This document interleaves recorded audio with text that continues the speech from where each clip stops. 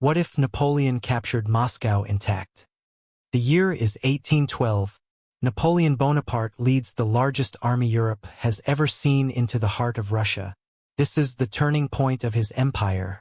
But what if the Battle of Borodino had ended differently? What if Napoleon captured Moscow intact, forcing Tsar Alexander to surrender? In our timeline, the Russian army retreated, burning Moscow behind them. Napoleon waited in vain for surrender, then faced the deadly winter.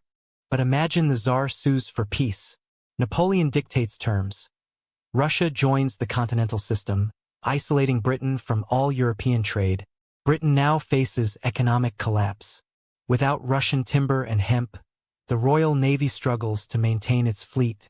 Napoleon's empire stretches from Spain to the Urals. The Grand Army survives the winter, returning to France victorious. Europe is reshaped under French hegemony. Prussia and Austria become puppet states, their armies reduced to supporting Napoleon. The Holy Roman Empire is revived under French control. Hundreds of German states are consolidated into a confederation of the Rhine. Spain is pacified. Joseph Bonaparte secures the throne as King of Spain, ending the brutal Peninsular War. With Spain under control, French troops are freed to enforce the continental system across all of Europe. Britain stands alone, its economy strangling. Riots erupt in London as food prices soar and unemployment spikes. The British government considers peace, but Napoleon demands nothing less than total surrender. The world holds its breath. With Russia defeated, Napoleon tightens his grip. The continental system now chokes Britain from all sides. Every European port is closed to British ships. London streets fill with angry crowds. Bread prices skyrocket as trade collapses. The British government faces a crisis it cannot ignore. Prime Minister Perceval calls for negotiations with France. But Napoleon demands total surrender. Britain refuses, and the war continues. The Royal Navy remains Britain's last hope. Its ships patrol the Channel, ready to repel any invasion. But Napoleon has a plan. He orders Spain and the Netherlands to build hundreds of new warships. Shipyards work day and night. The French fleet grows rapidly. Britain launches preemptive strikes. Admiral Nelson's successor burns French ships in port. But the damage is limited. Across the Atlantic, the War of 1812 takes a different turn. Without British reinforcements, the U.S. Army marches north. American forces capture Montreal and Toronto. Canada falls. The British flag is lowered for the last time. This is just the beginning. Subscribe to see more amazing content. Fire. Britain is now distracted on two fronts. Napoleon sees his chance. The invasion fleet sets sail under cover of fog. The French land in Kent. British militia rush to meet them, but they are outnumbered and outgunned. The Battle of London begins.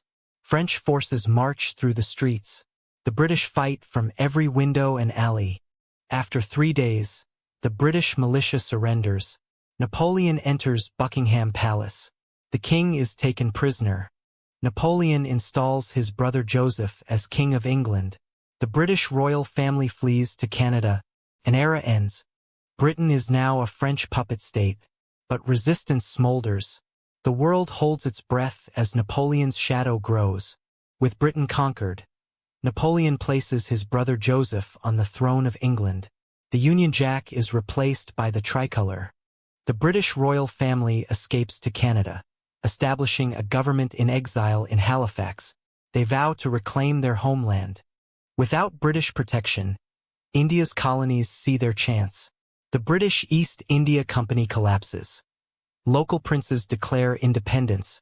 The United States, no longer fearing British interference, expands aggressively westward. The Louisiana Purchase is just the beginning. Napoleon's continental system now spans the globe. All European ports are closed to British goods, but smuggling thrives. Yet beneath the surface, resentment grows. In Germany, secret societies plot for unification. In Italy, whispers of rebellion. Napoleon, ever ambitious, turns his eyes eastward. He invades the Ottoman Empire, seeking to control the Bosporus and the Silk Road. The French army, once invincible, is now stretched thin. From Spain to Syria, supply lines are overextended and morale drops. Prussia, Austria, and Russia secretly form a coalition. They bide their time, waiting for Napoleon's inevitable mistake. In 1821, Napoleon dies of stomach cancer. The news shocks Europe. His empire is left in the hands of a child. His son, Napoleon II, is only 10 years old. A regency council is formed, but infighting cripples decision-making. The coalition sees its moment. Prussia, Austria, and Russia declare war on France, launching the War of the Sixth Coalition. French forces, depleted and demoralized, face a united enemy. The Battle of Leipzig becomes a decisive defeat for France. Napoleon II is captured and exiled.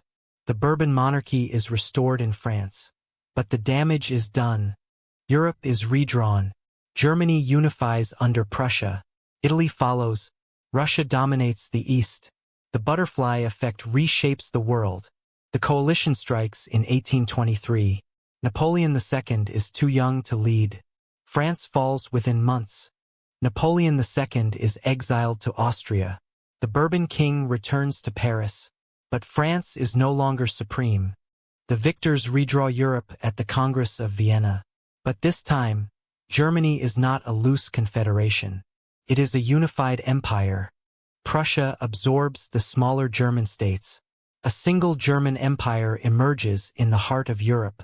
Its industrial power rivals France. Italy also unites under Piedmont Sardinia, without Austrian interference.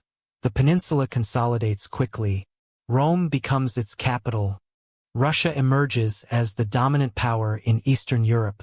Its army is battle-hardened. Its czar controls Poland and the Balkans. Across the Atlantic, the United States grows unchecked. Without British Canada, it expands west unopposed. It becomes a continental giant. The world is now multipolar. No single empire rules the seas. Britain is reduced to a secondary power.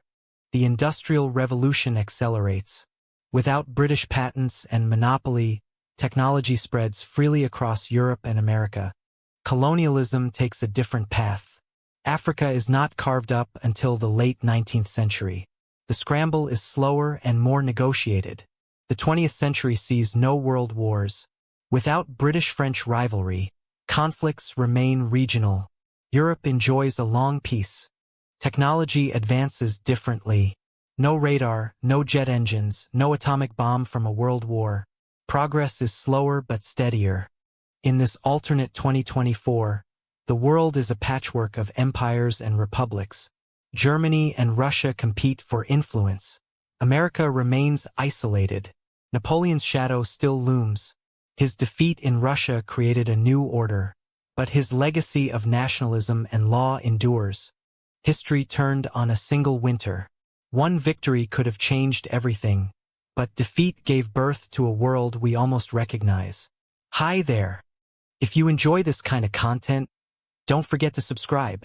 Smiling Face with Smiling Eyes Part 2 is dropping tomorrow. Subscribe for notifications. Loudspeaker.